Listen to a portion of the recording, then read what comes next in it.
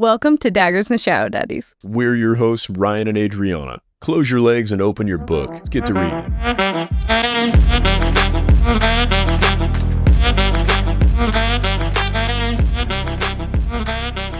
Warning, this podcast contains explicit content. It's about to get nasty. It's all vibes and no facts. Let's get to spoiling. Wait, no, these are spoiler-free episodes. Not the way I do it.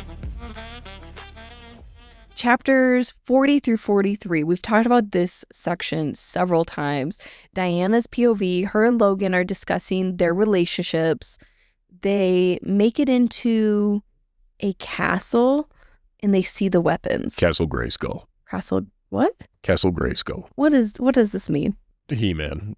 Oh my God, not He-Man, no. Google Castle Grayskull. You'll see what I mean. I know what it looks great. like now. Do you know? It's Grayskull's castle. That looks so stupid. Let me see. What are you seeing? Nope, that's what I imagined it was. No. Okay, all right. I think I imagined more Tears of the Kingdom and Breath of the Wild castle. Hyrule? Yeah, after Okay. its destruction. Oh, man, okay. All right, that's fair. I envisioned this place was hell, for the most part. I don't So it really didn't have a work for me. reference for that. Well, volcanoes and scariness. Castle Grayskull. Yeah, and I think that's where we get a smell of sulfur, and it was still fitting for Breath of the Wild. And probably why I was craving playing that game last night. That's fair. I just wanted that good time feeling. I didn't know why I was craving it. And I think it's probably from this because they were visiting that place that I imagined as the Hyrule Castle after, what's his name? Gandalf? No, definitely not Gandalf. Ganondorf? Is that his name, Gandalf? No, Ganondorf. Ganondorf is who? Gandalf. Gandalf. Wait, is that the Lord of the Rings guy? Is that Harry Potter? What's Harry Potter's wizard grandpa? What's his name? I'm just going to embarrass myself if I try. No, I got this. It's something so similar. Dumbledore. Yeah, that's Dumbledore. There we him. go. Yeah, so it's Dumbledore's castle. Oh, it's Hogwarts. Is that Dumbledore's castle? Yes. And I don't think I imagined that place for any of this. For the palace, I think I was using references from, I don't know what I was referencing for the palace in Riorson. Honestly, I was using Mist and Fury. I think The so. one on top of the mountain. Yeah, I think a lot of Spoilers. Beautiful castle. beautiful castle over there. They're in a really torn down castle that's being used to make weapons by all these dead people. Dianna turns into a beast in the full power that she has in order to rescue Nevera because she's like this huge distraction. And later, I like how we get to hear what level of destruction she hit when other people show up and they're like, fuck, I thought she destroyed the last place. She did that to this place? Yeah, she could have ended whatever that other world is. I can't remember the name of. We should look up the name of that world. We should, but we're not going to. Oh, okay. We got how many more chapters and a whole other book to try to learn this. No, you're right. But I like how we got to learn it that way. It wasn't from Dianna recognizing it. It was from other people recognizing the destruction that she had in this chapter. And something so cool. She's out there tearing the place up. And, of course, Logan and Nevera are macking on each other. They get to each other. It's sweet. I love the way that they're reunited made my little heart flutter. I was like, oh, thank God. They're back. She's going to be okay. And he gives her too much power. And she's like, you gave me too much. And he's like, no, I'm fine. And he's like passing out. But either way, their love is strong. And I love it. It reminded me a little bit of You and Me with those two. Yeah. Very connected. They have like inner thoughts with each other. And it's not that we have that. I've been pretty jealous of the couples that we hear about in these books that can just talk to each other in their heads. This is the second goddamn couple that can do it. What do you think I'm thinking right now? About my boobs. Oh, my God. We have it. Okay, now what? No. You do know what I'm thinking. Anyways. You're magic. I like the acknowledgement that after this couple going through this, there's no way they would be separated from each other. Logan having a hard time leaving Nevera when they go to explore the Xaden place. Him thinking about his wife the whole time makes sense. Him trying to think of how can I get out of this situation so I can never leave her again makes sense. Nevera just waiting anxiously back at the other place like, oh my God, you guys made it, makes sense. All of this. I think that if we learn more about their relationship moving forward, it's actually not going to be healthy in that they will never be separated ever again because it was so traumatic. It sounds perfect to me. Even the sex scene, well done between the two of them, of him just laying there and just letting her be in charge. Oh my gosh, it actually made me a little bit emotional because it was such a good scene after such a traumatic moment that he's like, I know, I just need to be whatever she needs to be, and her being demanding. And oh my God, I like that we're talking about this because at the beginning of this discussion, I'm all about Dianna. Logan and Nevera did warm up a lot. Now I only like 3 people the most in this book. I think there's a lot of great characters in this book. Logan and Nevera are by far my favorite. And I was going to say, in all of the books we've read, this is a sex scene that it is horny, but it's also healing. Healing and emotional. Yeah, it's the best done one. It's not about, oh, my huge, enormous cock and your crazy banging bod.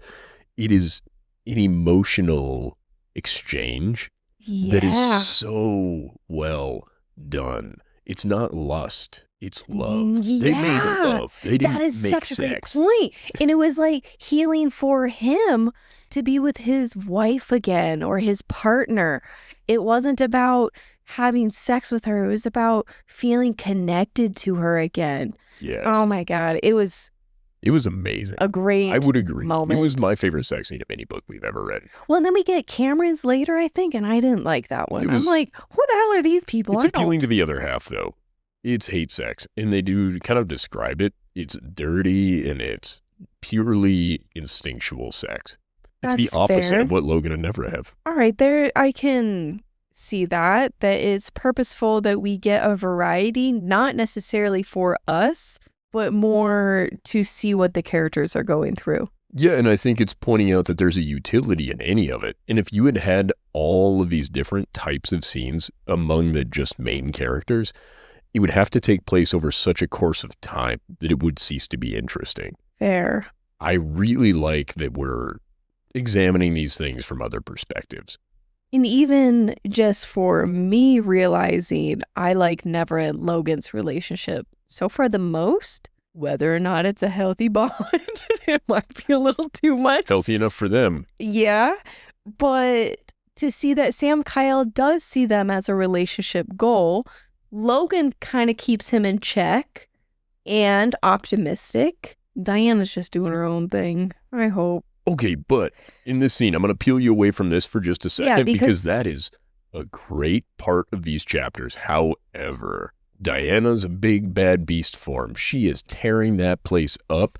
And what happens? I don't know what happens. Tobias in his beast form shows up. He's a big snake. Yeah. And he fucking strikes her out of the sky. Like, he's a crazy badass fella also. And then they return back to people forms. And we learn that they can only be mortally wounded while they are in their beast form.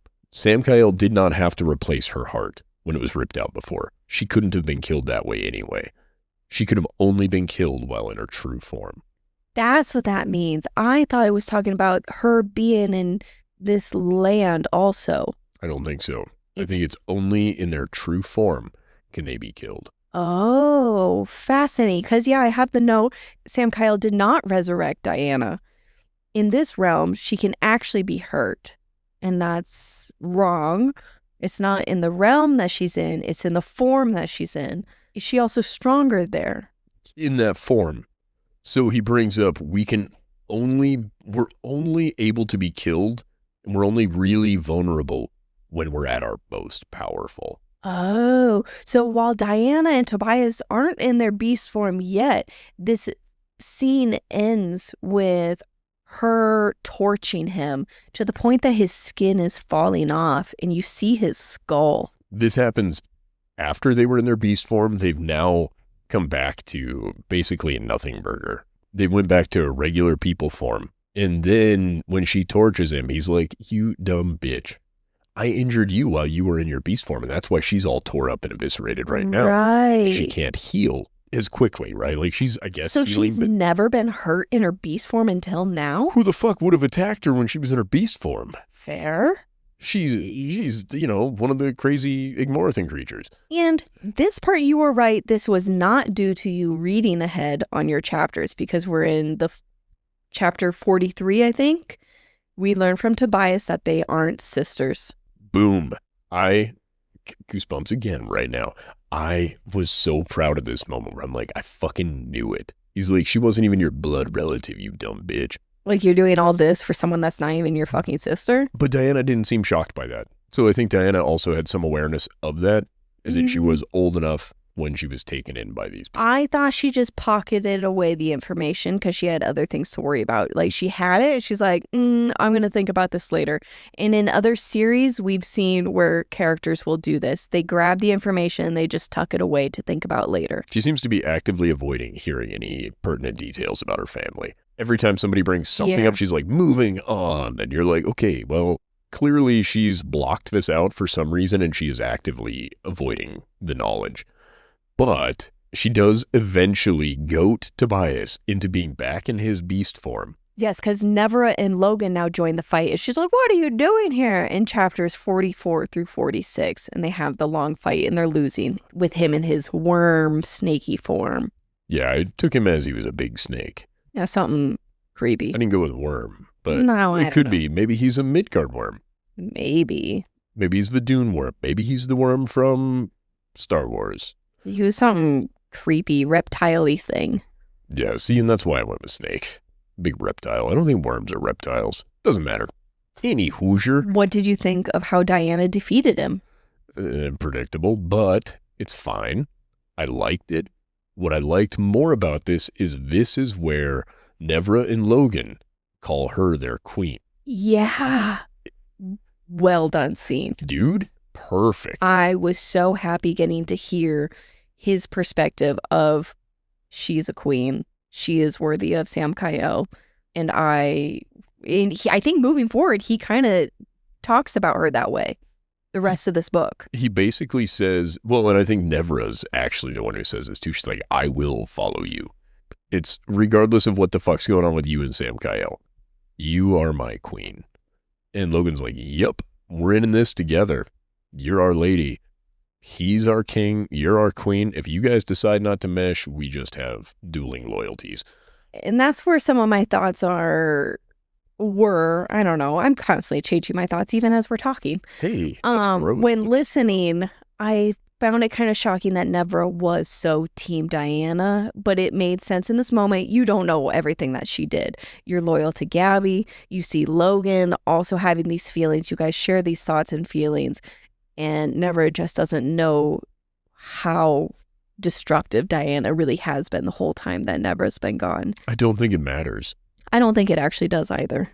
Yeah, I don't think that they're going to look at the destruction Dianna went through and pass judgment on it, because they're also the only two people that got to know Gabby at all and could somewhat understand the loss that she went through. I think they're willing to give her a pass in the same way they're willing to give Samkiel a pass on his, kind of indignant nature in the first book. And probably also knowing that they would do the same. And I think this is it. They are a couple that makes decisions born of empathy. And I really love that. Because, they stay with her. And she's like, get out of here. And they're like, we're not leaving. She's like, scram. I was surprised that Dianna went with them through the portal. Other than Dianna was so fatigued from opening the portal, she just kind of fell into there. Nevera brings up, we can fight with you and die, or we can leave and fight another day. But either way, we're going to die. We cannot beat these people. And the numbers of shit, because Xaden shows up as soon as she kills Tobias. And the way that she kills Tobias is reflecting on her training with Samkiel.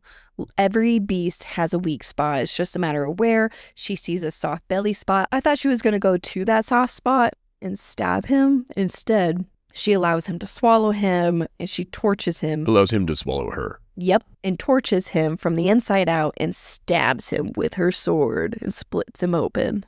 And I do think this is a little bit tropey because I do believe this has happened in many other books where you're in the belly of the beast and that's where you got to get out. What I would say about this that made it so cool is if they had instead decided to make it so she just gets up underneath him and cuts the soft spot, if he's a goddamn snack, he's probably mostly ground-bound anyway, and if he's not and you manage to get up in there, he's going to land on you. You're already mortally wounded. Maybe we don't run that risk. Going from the inside out was cool as fuck, and it provides a visual for her being just covered in nastiness, and she's injured. I also saw it as Dianna needed to sacrifice herself in some way to sit. Like, that was her being like, I will give my all and be willing to die for it. Yeah, and she killed a king of Xaden, which it turns out. Well, yeah, she's killed 2 of them now. But I'm saying in that moment, them witnessing her kill a king of Xaden is what solidifies in their brain that she is meant for Samkiel. And when I say there, I mean Nevera and Logan. Yeah. Vincent's still not on board. He didn't watch her kill him. Nope. And I also think maybe he's secretly a bad guy, but we haven't got there yet. I think so too. I think you're right. If I was going to try to turn somebody into a bad guy, I'd pick that guy. And that's when we have the moment Logan realized why Samkiel chose Dianna and saw her as a queen worthy of any king and equally matched to Samkiel. Xaden returns and Dianna decided to leave. We don't learn how at the end of this chapter. Chapters 47 through 49, we get Liam's POV, I think a few hours earlier. He's in the dream where he talked to his father about his dreams. And it says, like, have you not been listening to what I've been showing you? He's like, no, I just don't know what's going on. He kind of brings up, he's like, I'm just having this conversation with myself. You are just a manifestation of my grief. There's nothing more here for you. Like, I think that was a powerful moment also. Where he's just acknowledging, he's like, you're not real, you're dead.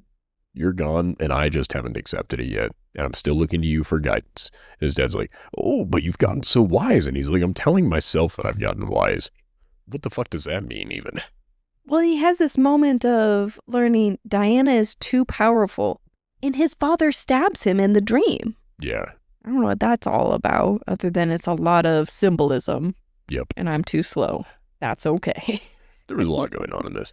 He hears Logan's prayer. Vincent calls Samkiel to bring him to Reggie. And we learn that Reggie follows Dianna, not Samkiel, because I think Samkiel tries to assert some authority over Reggie of, you follow me. He's like, no, I don't. I follow Dianna. Which badass moment and a little humbling. There are tornadoes and storms occurring in this world when Reggie doesn't tell Samkiel where she is. And I think that there are people dealing with the wrath of Samkiel.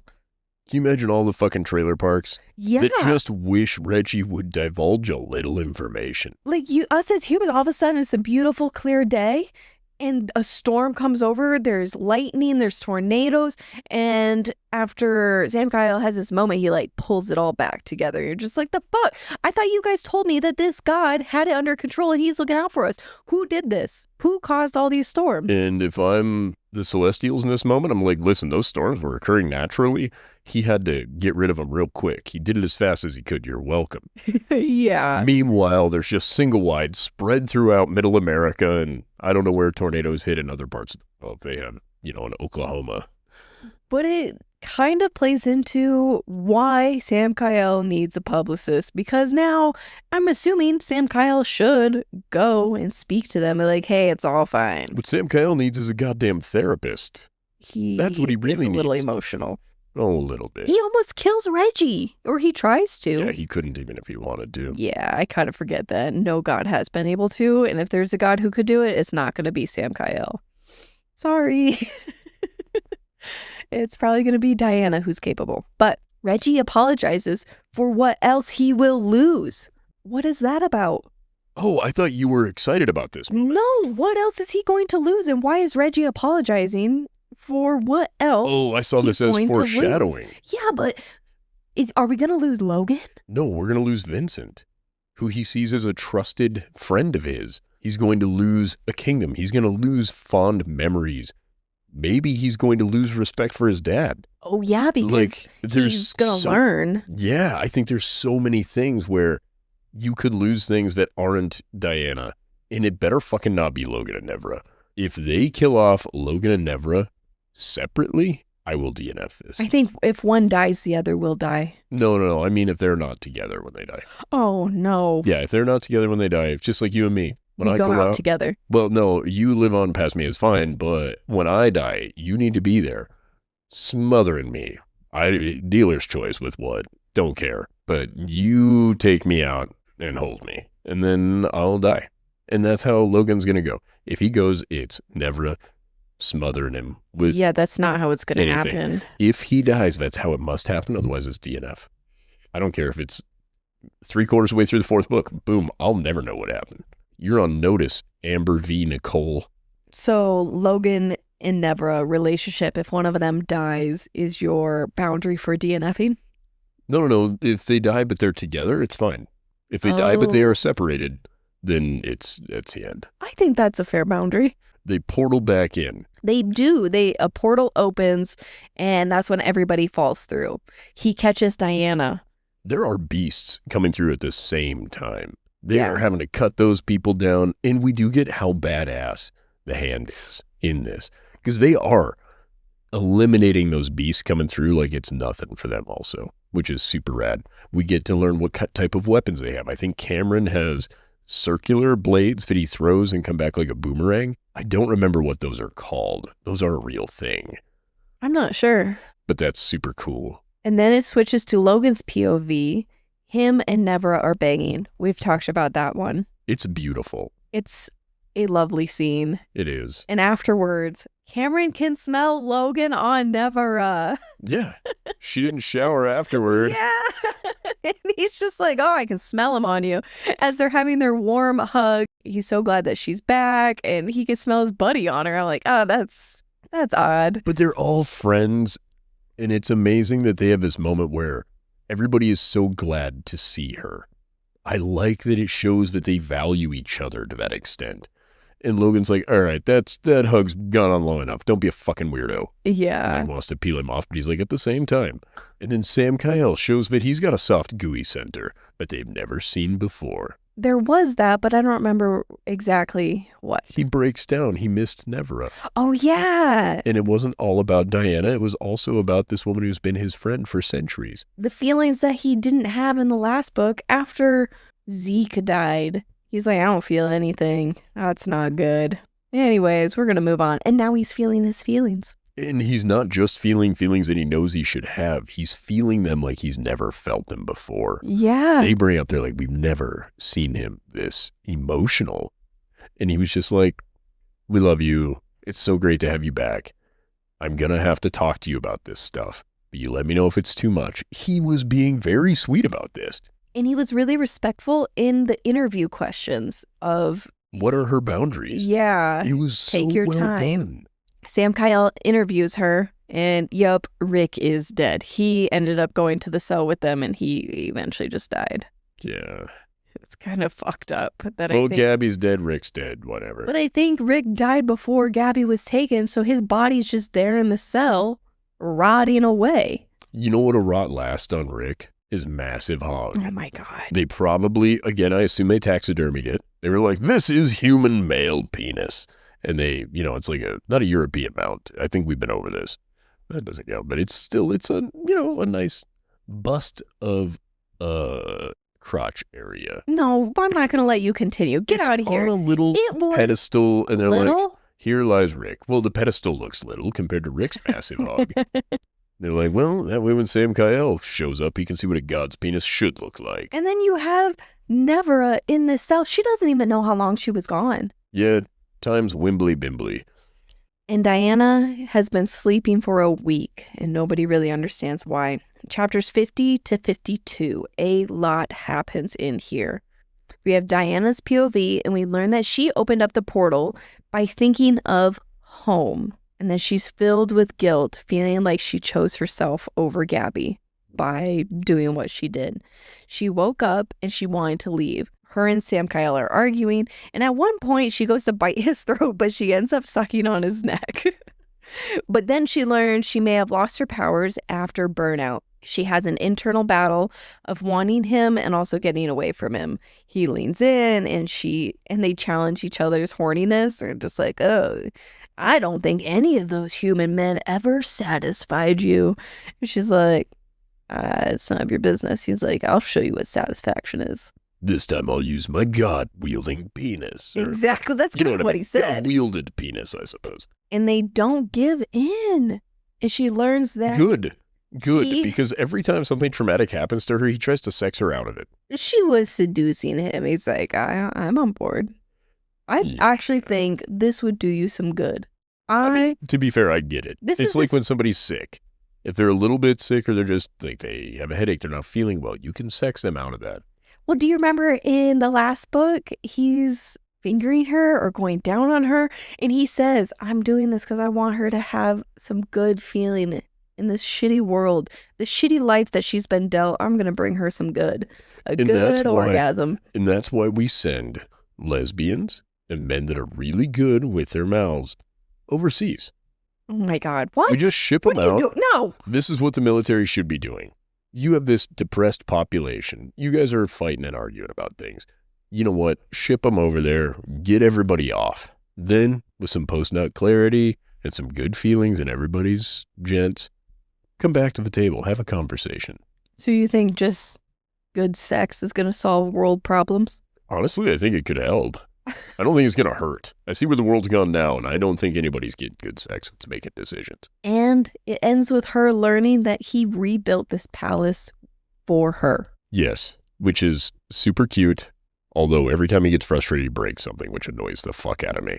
There's a beautiful discussion between Nevera and Dianna, and she receives her letter from Gabby. Yes, and Gabby's like, I have this weird feeling that I'm going to be dead. Reggie's like, God damn, I told her in like 12 Tree she was going to die. So this bitch just would not pick up on the fact of how it was going to go. But she's like, I fucking love you, and you're the greatest, and I forgive you, and you should forgive yourself. It's not your fault. It's everything she needed to hear. It was. And then she obviously has a hard fucking time. But before we learn really about what Diana's going through after Gabby's letter, Samkiel has a meeting with the council, and they worry that Dianna cannot be trusted. Samkiel defends her respect as his woman, as a person, whatever she may be, defends her. She's his, is what he says. Yep. And Dianna has now killed 2 kings of Xaden. Samkiel admits she has no power, which was a risky move, telling the council. He seemed to kind of regret it.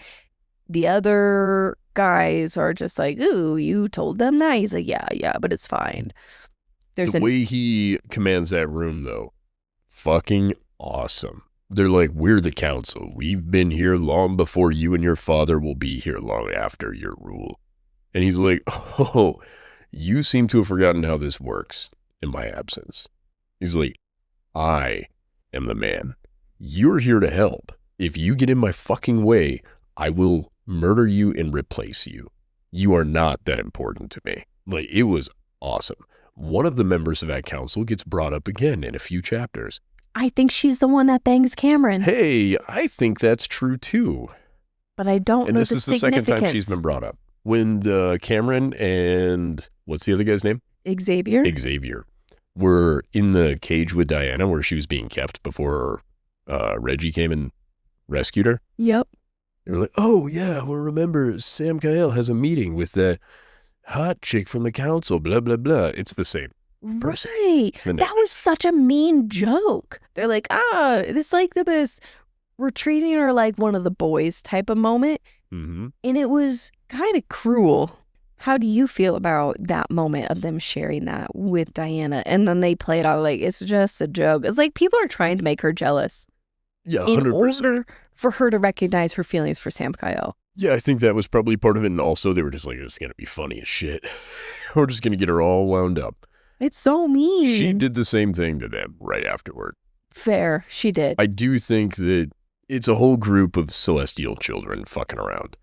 But it's interesting that she was brought up 3 times. Yeah, I don't know what her purpose is. Well, I think that in some way she and, what's his name? Cameron? Nope. Vincent? Yep. I think she and Vincent are going to be the problem. But I do love, again, the way that he came in and he's just like, I will fucking kill you. You do not matter to me. She is mine. She's off limits to you. And they're like, no, we're the council. And he's like, yeah, no, I'm fucking Samkiel. He's like, you are nothing. I don't know. I fucking loved it. Then there's another big argument between Vincent and Samkiel. Samkiel is jealous of Reggie after Dianna asks to speak or see Reggie. She's like, I want to see him. And he gets jealous? I think over the fact that now Reggie is seen as a more important figure around this place. Yeah, his jealousy. I'm like, rein it in, Samkiel. She just wants to talk to him. Yeah, again, he's possessive to the point that it's a problem. Very possessive, animalistic-like possessive. He's never been in love before. Not trying to excuse his behavior, just trying to add a bit of knowledge. This is, I think, kind of where I like Samkiel, but I did like Liam a little more. But I'm holding out for Samkiel to rein it in on the possessiveness that Diana's gonna keep him in check. To be fair, at this point, it kind of makes sense why he's so possessive, though. She, at every turn, has kind of done anything she could do to hurt him very recently. Yeah, she's been pretty honest about it. It's on him. Well, yeah, she's honest about it. That doesn't mean he doesn't get upset with people who are furthering that. Chapters 53 through 55. It's been 91 days, I think it says at the beginning of these chapters, but then later it's only been 3 days. I'm a little lost. I think it's been 91 days since she got the letter, but then there's this 3-day break after Samkiel leaves for a few days and comes back. Yeah, he leaves for 3 days at a time. He makes her take a bath. He brings up, he's like, you stink. Wash your ass. Yeah, which is a great moment. She's like, fuck you. I'm not stripping for your pleasure. He's like, I know, rinse it off. I don't know. I thought it was funny. And she gets undressed and is flirting with him. This sexual tension. She wants his attention. She wants his desire, but then she also doesn't want it because then I think every time that she wants it, she feels like she's choosing herself over Gabby. I think she wants the attention and wants to be desired, but doesn't want the action from it. I don't think she wants the commitment from it. That's what I mean. I don't think she wants any of the action. She doesn't necessarily want the sex. She doesn't necessarily want the confirmation of a relationship. I think it's just making her feel more fulfilled having the attention. Yeah. It allows her to feel some semblance of power. I think it was more she's giving in slowly to her inner self that wants that love again, and it's breaking down that barrier a little bit, and then she pulls it back in because the door rat. Yeah, they don't give in, but then she starts to feel guilt, so she lashes out at him while he tries to make her eat before his plan. And I think it's a plan about getting her powers back. So she still doesn't have her powers. He has her training every time he comes home. They feed berries to the stag that he saved. Yeah, I guess he molecularly altered all the berries. My question is, would it in lieu of altering the berries, would it not have been easier to alter the stags so that they could eat the berries and not die? I'm assuming there are far more berries than there are stags eating them. I mean, pick your poison. No, that's the thing. You just pick one to solve, and he chose fix the berries. Yeah, but now those berries are going to have to evolve a different mechanism to survive versus the stags. If you just make it so only one group of critters can eat them, the berries have a chance of survival.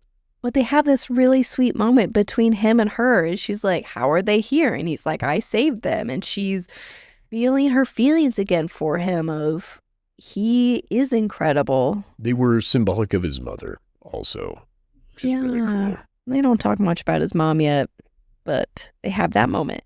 Samkiel says she's buried her powers. He's kind of putting it on, you know what? I don't think you lost them. I don't think they were taken. I think you actually buried them. And Reggie asked what she buried so deep that even he can't see. So there is something about her power, something about her, and all of this being tucked away. I'm now picturing there are almost 2 doors locked away. We have one that is Book 1 Dianna that wants to have love that's locked away. And we also have her beast form that is all of her power that's now locked away. And it's a basement. That one's further in. It is deep down in there. What do you think about that? Do you think Dianna is the one that locked away her powers as a trauma response? Yeah, I think she's compartmentalized a little here. That's what I'm guessing. What do you think of when Samkiel asked her, like, why did you let them beat you up? Even without your power, you should have handled yourself better. Well, I think it was kind of explained in her POV as to what happened, right? Because that happens later on. After does? Weekend at Bernie's. Not really Weekend at Bernie's, but you know what I mean. Yeah. A situation where they bust her out and she's like, hey, we're all here to party. And like, don't worry, there's no cameras allowed in here. You can get away with it. I'm like, what the fuck? The first thing we know as people is everywhere where cameras are not allowed, there are still cameras there. There's definitely cameras. There's always a camera. But anyway, so the vampires show up. We'll get to, or are we not in that part yet? We're not to that. I was just kind of curious. Do you think she buried her powers away? Yeah, but I do believe it's subconscious due to the guilt she feels over her and Gabby's whole situation. Okay. I don't know. We need Reggie to tell us what's going on. Reggie's kind of a therapist. Well, I think she kind of tells us what's going on when she's like, I could fight back, but I wonder what death will be like. I look forward to the nothingness that could potentially be there, or maybe seeing Gabby again in the afterlife. Oh, yeah. So Dianna is out looking around this realm, and Samkiel is off on one of his little adventures without her. And I kind of wished that he took her with him as a way of, you've been cooped up here, let's go and do something. There was some moment of me thinking, just take her with you. Take her where you're going. Hang out. And instead he has her stay there. She asked for that distance, and he respected a boundary that she had. Okay, that helps. Because then I was like, it's not shocking that Xavier and Cameron are taunting Dianna about Samkiel being with another woman, so they do it again. Or maybe this was actually the moment, and it turned out to be okay. They're like, you're pretty much one of the boys. Come hang out. Let's go party. It was no surprise that Diana's like, yeah, I've been cooped up here. Let's go. So they head out. Chapters 56 through 58. They're partying hard. Something about a beast trying to escape as a lock on a door on a house rattled. Yep, that's where I got the imagery that there's two different houses, two different doors. I think it's 2 doors, 1 house. I believe she's the house. Oh, okay. She's consumed with guilt. So Dianna goes to the bathroom and she sees Drake's fated mate, Cellophane. I don't think it was cellophane. It's Seraphine. Seraphine. That makes more sense. Do you know what cellophane is? It's some type of plastic. Yeah, it's like saran wrap. Yeah. Cellophane. That's what I thought her name was. Fun facts. What do you think of all of that? What do you think about even just them partying? I want to know how the fuck all the vampires got there, and the 2 members of the hand never fucking noticed. Oh, I thought we were kind of told that. Reggie asked them to take her out, be prepared for the vampires to do this, let them beat her up. So this whole Reggie. So Samkiel can come save her. Yep. Okay. This was all Reggie's plan because right, you're right. The guys are like, oh shit, we didn't think it was going to be that bad. We shouldn't have trusted it. Well, we did trust him. They were trusting Reggie. All right, fair enough. And that's when I was kind of making that joke earlier, like Reggie keeps trying to set up these things. It's like, fuck, it didn't work. And so then he tries another one and another He's one. really trying to parent trap him. Yeah. He's not good at this. No, that's a good point. I thought the scene was good. I also like that we got some clarification of the fact that she did love Drake. Yeah. Because in the first book, he's experienced love and lost love. And he really thought that she just did it for power. So he saw that love as very surface level going one way. In her having empathy for his fated mate. Even like, oh my God, she married into this other family for her love. Wow, we do see a lot of different types of relationships throughout this book. We have one where you can't be together and it was for your love. And her coming after Dianna. So badass. Even though she wasn't in this scene. I loved how Samkiel showed up. It was in a possessive way, but it was kind of hot. It was more, okay, so this is where that would be more of an issue for me. I took it more as a dad, and his daughter snuck out, and he's like, we're going home. As their bodies are just plastered all over the walls. Yeah, well, yeah, but I mean, as far as his approach with this with Dianna was authority-based. He's like, you have no business being here. why are you here? We're leaving. I did not take it as a daddy moment in the same way you did. It was more of how I would probably react to finding our daughter at a house party. Fair, because later she overhears him scolding Cameron and Xavier for this. And this isn't the Dianna that I know that timidly came downstairs, hopping, because she's injured, right? She seemed her weak, frail self, and she's trying to stand up for the guys. And even she was kind of like, why am I standing up for you? But it was using her innocence to convince Samkiel to not punish them. And that was a different character than I saw. Like, she'll do that act, but it was an intentional act. And here it seemed like she was genuinely just doing that. I don't even necessarily see it as her innocence. She was addressing Samkiel in a way that's like, you're punishing them for me. I have my own agency. I decided to go do this. They provided me an opportunity because they saw me suffering. Don't be a dick. I guess I didn't see her saying it with that much conviction and strength. That's probably true. No, you're probably correct. Because she's saying that, but she is weak and she is injured, but I expected, I think, for the Dianna that I know to try to pull it together. I'm not weak. I am just not currently healing type of thing. No, I think that's totally fair. So Seraphine is out to get her revenge, says she likes Xaden?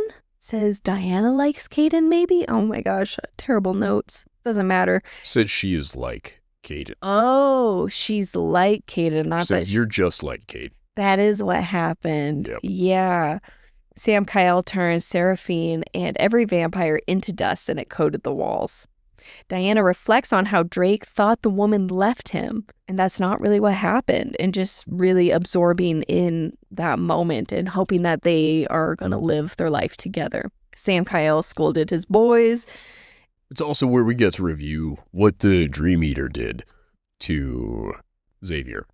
Oh, yeah, learning about the nightmare that he had. Yeah, his sibling dying over and over and over and over. He was unable to save them. Fuck, that's horrible. Well, it's the exact same thing that Dianna went through, other than somebody had to keep reliving it and didn't lash out the same way she did. So I think that's an important note. Yeah, I kind of forgot about that moment. I also have, in the moment where Samkiel is scolding the boys, he says, a single portal could have taken her. I could have never seen her again. Yeah. I could have never seen her again? What about she could have never been seen again? She could have been injured. She could have been hurt. She could have been killed in her weakest form. Instead, he says, I could have never seen her. She brings that up. -1 for Samkiel. She brings it up to him, too. She's like, this seems like it's a whole lot about you and your selfishness, not about my safety. And he's like, it's both. A little bit. It is both, but it's really showing us how possessive he's getting over her. Yeah, and I assume some of that has to do with how much energy he's putting into preventing her from being prosecuted. Right, because he's really trying to protect her, and it's like, you going out and doing these things at your weakest is dangerous for you and also makes it challenging for this. But it's a shitbird move. I don't disagree. Yeah, there's just some times where Samkiel is so close to the right verbiage, and I think he's just learning. Yeah, I think it's a misstep. Yeah. He'll get there. Blinded by love. Yes. Chapters 59 through 61, our last little batch here. We get Cameron's POV, Reggie's idea for going out and going to intervene further to get Dianna and Samkiel back together, the whole parent trap thing. I have a quote from Cameron as he's talking to Xavier. He says, I feel like I'm being edged, waiting to explode. Something's going to happen, only it's not coming. And Xavier's just like, what the fuck? Phrasing? Are we doing phrasing? Don't say something if you don't know what it means. So fucking funny. Oh, and then we get Cameron's POV with the council lady sex scene. Yeah. I did not like that. They're just scene. like, I hate you too. She's goddess at blowjobs. And then he's like, I'll go down on you. It's easier when you're wearing your council garb because it's not pants. They go back and forth on this. He's like, no undies, so naughty. And she's like, fuck you, I hate you. And he makes a mess on her desk. I'm like, oh, okay. Again, we don't ever get to hear the janitor's point of view. But I don't think we want to. if you're a custodian around there, you need to be wearing gloves. Yeah, they're banging everywhere. It's gross. And I think this is what misled me on what was going on with Cameron, because he's imagining Xavier in this moment. He's like, stop thinking about him. Stop thinking about him in this scene. Did you catch that? Yeah. Oh, yeah. And I think that's why I thought it was more him denying his attraction to men. No, it's him denying his attraction to Xavier.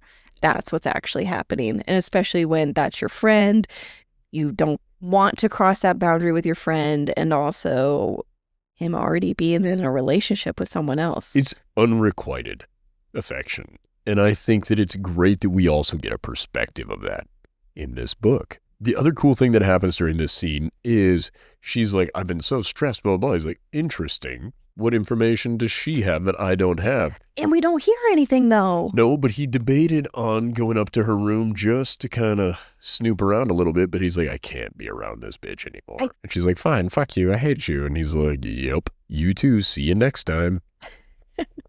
And she says, I hate you. I didn't think about this being I don't know, the hate sex. It's still an impassioned feeling. Yeah. So it makes sense that if this is your drive, it could be gratifying.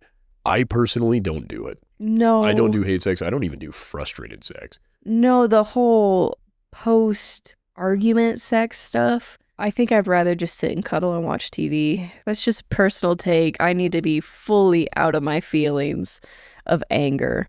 Yeah, and I'm with you on that. Like, I'd never want to associate sex with the negativity that came from that. It's a good thing we're married. I know, right? It's a good thing we don't argue. And it cuts now to Samkiel. Samkiel and Dianna are talking, and we learn that Samkiel and Cameron are Eskimo brothers. They are. Now, we also learned something about that phrase. We did, as I was looking up if that was the right phrase, because that comes from what TV show? The League. The League, and it's a reference to two guys that have slept with the same woman. Yeah. Taco has a whole clan of these people. But while doing that, to make sure it was the right word, that Eskimo is offensive. It was a term created by white settlers I think it was about like something about making fun of them eating raw meat.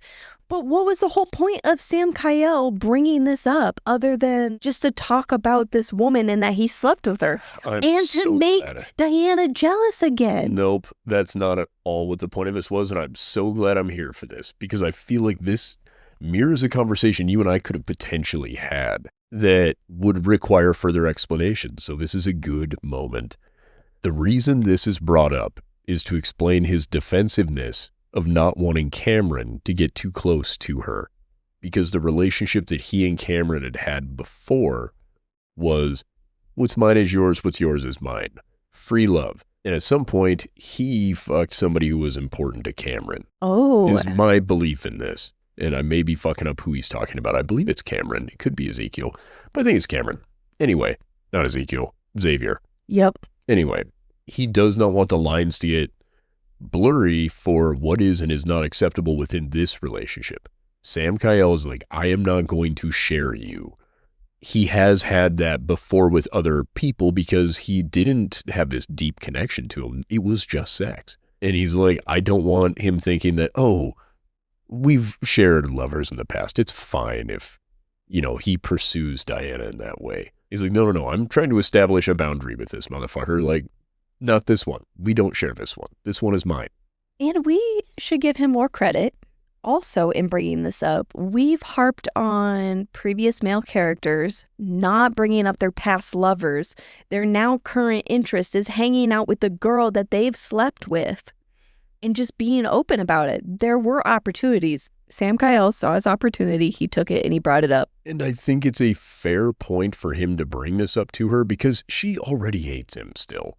Right? Not really, but she's saying she within does. The context of what's happening. So what is she going to do? hate him more. No, now is a good time. Do not wait until she's excited and smitten to be with you and then break these things to her. That's unreasonable.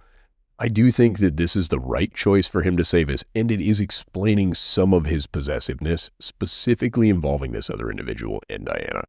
I am not excusing his possessive bullshit and his jealousy, but it does make sense. And Dianna brings up a great point, and she's like, well, what if I want him? And Samkiel's like, you fucking don't. Fuck you.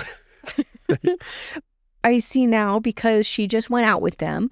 And he's jealous of, like, I've had other lovers go hang out with these two, and this is how Cameron has behaved. He sleeps with them. In the past, totally fine. This time, it's not. Well, and him with Cameron's lovers. And he's a little worried that Cameron's going to try to revenge fuck her for one that Cameron felt very strongly about. And Sam's like, I didn't know it was a boundary for us, so I went ahead and slept with her. Oh, who was she? She was his wife. Remember? And she's like, No, oh, you guys have what? wives in this. Yeah, and then... So, oh, so wife is a term? He's like, yeah, sometimes you're not Dashinian bond, whatever that thing is, right? The Mark of Dashin. He's like, sometimes your fated lover or your bonded one, whatever the fuck, dies before you guys ever meet. So we have other ways that we show commitment to each other. One of those is marriage. Like, I think this was such a well thought through, designed idea that the world isn't perfect. And these are the ways in which we still enjoy this world and we still get to experience, like, just because they're not your one true fated lover thing that you get a special tattoo of does not mean that you don't still love them and aren't still committed to this person. It isn't sold to us, but it's in degrees of this happening. This is also a thing. It also makes, I don't know.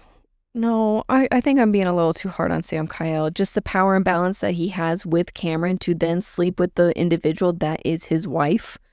Well, and again, I may be misremembering this, but I'm pretty sure this was a conversation that happened because she was shocked that there was even the word wife. marriage. I remember that, but I don't remember the scene well enough. Huh. Well, that's really sad, but also really good that they had this conversation. They're open, they're honest about his past. And it shows Samkiel's growth in the aspect of, hey, we aren't who we were. Like, at that point, we were just sharing people. And then I crossed a boundary. I don't want him to do that to me. And I think that's a super valuable thing to throw out there. And he's made some backhanded comments about Cameron. I think he even makes a joke to Logan that you're no longer allowed to hang out with Cameron. Yeah, happens later. And then he's like, actually, the punishment I'm going to give Cameron is he's not allowed to hang out with anybody. He'll probably die of loneliness. That's so fucked. It's really funny, though. Well, after we learned that Samkiel and Cameron have shared women. Lovers, not women. Lovers, yep. Dianna and Samkiel argue about her risking her life as if her life didn't matter to others. And she apologized. And I really thought this was funny as we were listening to this scene. I turned to you and like, oh my God, she apologized. You're like, yep, better make a note of that. I'm like, fuck you. It was meant to be funny. You are great at apologizing when necessary. But it was nice to see that she took a moment that she hasn't really, I think, in the entire time that we've known her to really kind of check herself and be like, you know what, you're right. I should have recognized that me dying and risking my life could impact others. And he shares his fears with her, it was just a really sweet moment of bonding, I think. Totally agree. And he then straight tells her, I think you turned your powers off. I think you were so powerful, you can actually just turn them off. Just cut them all off. Yep. And then she's like, you left me here. And he's like, you told me to. He's like, and I told you when you wanted to see me, if for any reason you wanted to see me. Just say my... You say my name, and I'll be here. He's like, you didn't do that. He's like, so I was trying to respect your boundaries. Again, I don't think Samkiel's perfect, but I do think that recognizing his attempt here is solid. I agree. And in some ways, you just can never win. Like, oh, I'm always here because I don't want you to be alone. She's like, you give me no space. He's like, okay, I'll give you space. You just live your life. Just tell me when you want me to come back. And she's like, why are you distancing yourself from me? God, you just can't win. And then I kind of feel bad because I was doing the same thing to him of Samkiel. we need to ease up. We need to be less about you, more about her, a little less possessive.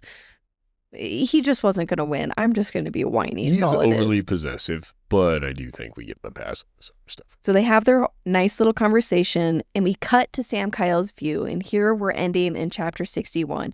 He talks to Logan about how Xaden has damaged her. And I was like, I don't know, Samkiel, I think you've done a little damage here too, which we still have not talked about yet. And I'm hoping that we still talk about what he said about Imogen to her in that kiss. Still haven't spoke of it. Vincent is working with Camilla. They're using Camilla to create a spell to open the rift. And there's just this little offhand thought that Samkiel has of, I don't know why she's only willing to work with Vincent, but it works for us. It's like, uh-oh. Well, he says, I don't know what Vincent said to her to get her to work with us. Yeah, that's more It comes like off less like she's like, oh, thank God it's Vincent, and more like whatever he's got, she's scared of. Okay, that's a way better perspective. Thank you. So she's the one that helps them with opening the rift to the prison. Samkiel notices Logan's feelings in this book.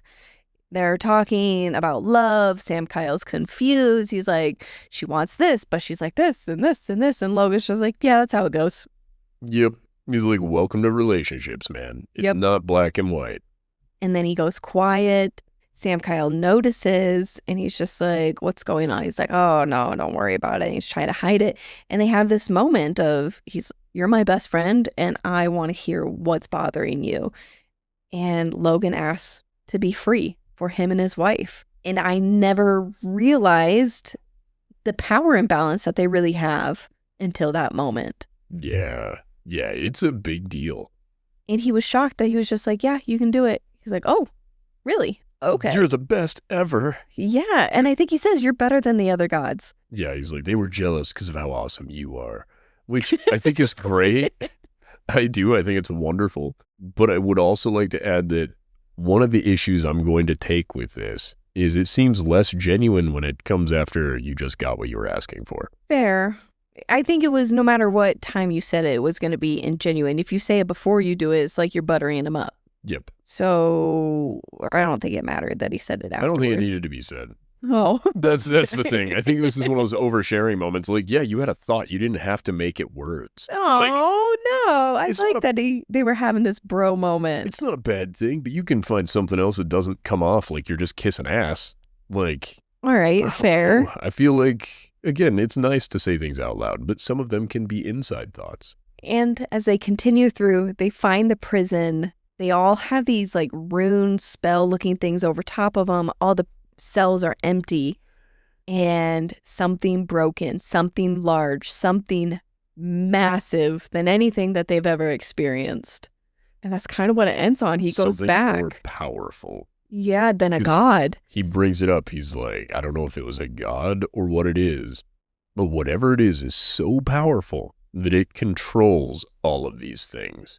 Things that we couldn't kill and we imprisoned. Yeah, it's awesome. It was a great way to end these chapters, and it got me so excited for the next ones. Yeah, and it's really great that we get to just finish the book now. Yeah, I'm so stoked. What are your thoughts on this batch of chapters? Any final thoughts? It was awesome. I have loved this book the entire time. I'm loving it. I love Dianna, and you helped me with remembering that I really love Nevera and Logan. Samkiel was a little hard on, but it'll get better. I know it will. I think he's just working through this disconnect that they're currently having. I do agree with you. What do you think is the strongest point so far of this book? Diana's rage after her sister. Someone with that much power, especially untapped power, reacting this way. That there. And then also her just working through her emotions slowly. That it's not this, oh my God, he did this for me. I love him. She is kind of letting it slowly break her down into feeling her feelings again. I love that also, that it's not just oh, we love each other. It's, you need to earn my love. Yeah, I like that it's taking its time because I think that's so realistic. If this book was lacking one thing so far, what is it for you? I think it was just that Samkiel views things a little too selfishly. Fair enough. But I don't know if that's the book is lacking something. I think that would be the main male character personality. I wish it was shifted a little differently. And I think that is specifically to make room for a growth arc in his character. I wonder what's happening economically in this world. There's like 3 worlds. Well, in the main one, the one the humans are in. They're just kind of living their life, and then every once in a while, there's massive storms when Samkiel gets jealous. Yeah, what's happening, though? The whole world just learned that gods and shit are real, right? What happened to all of the religions and shit that used to exist? I think they're still there. You think so? Yeah. You think people are like, nah, he's a poser? I think there's those who are like, I told you the old gods were real. I wonder if it's a more uniting thing. Does that make sense? Like, humanity kind of comes together because they realize that they're more insignificant individually. I half wonder if the humans will be susceptible to teaming up against Samkiel because of the publicist stuff and him needing to endear himself and all of these things. I wonder if he's going through the same things that he did in the last world. Or the last time with his dad, where he's just like, they don't like you and you need to do these things in order for them to want to follow your decision making, right? And we're kind of going through it all over again. And it's up to him to make a better decision this time. What do you think is going to happen in these last 30 chapters? I am clueless. I'm really bad at figuring out the formula of these stories. I'm really just... I feel like I killed it this time. So far. You are, and it's sometimes makes me wonder if I can enjoy it a little more because I'm just like, what a wild ride the entire time. You're like, all right, this is coming up next. Yep, it did. Yep, then maybe this one. Nope, but this one did come up. Where you're always kind of looking forward and seeing if it's checking off boxes. As me, I'm just like being slapped in the face with new information. Just like, oh my God. Slap you in the face with... Shut I have new information tattooed on my penis. Prepare to be slapped. I love you. Let me do it. Let me do it first. Let me do it first. Okay, you do it. I love you. I love you. You're my bestie. You're my bestie. Open your legs and close your books. It's over. No. Thank you guys for supporting us. It's been a good time. If you'd like more, follow us here, TikTok or Instagram. Fable, if you want to join our book club. Patreon, if you want episodes early. Dropping on Tuesdays if you're into that sort of thing. Oh, yeah. Episodes are releasing on Tuesdays. If there's a 2-parter, it's going to be on Thursdays. We accept 5-star reviews and nothing less. If you leave something less, you're a motherfucker. No! Honest reviews. Not that honest. Only leave a review if you're willing to be a 5-star honest person. Should we come up with something mean to say to him on the way out? I kind of want to pick on him. No, I won't say love you. Bye. Oh, you can tell him that you love him. Okay. I won't. Love you guys before Ryan bullies you out of here. I'm fine with most of you. I love you, bye. The We're a Smutty Podcast. The books, you're right. They may or may not be smutty. We read 3 little pigs, and one of them gets fucked. Get ready. It's not the one you think. Which one do you think is the sluttiest pig? None of them. I think it's the one in the brick house. Oh, I was thinking the one with the hay. I thought you would, and that's how I knew it. Because the twigs aren't sexy enough, the hay one's like, oh, please don't blow my house over. Yeah, no. That's sad that you would think that. It's the one in the brick house, because it's the one you wouldn't think. This is the one that's getting paid and has money for bricks. Whoa. First of all, this is a slutty pig, not a whore pig. This pig does it for the love of the game.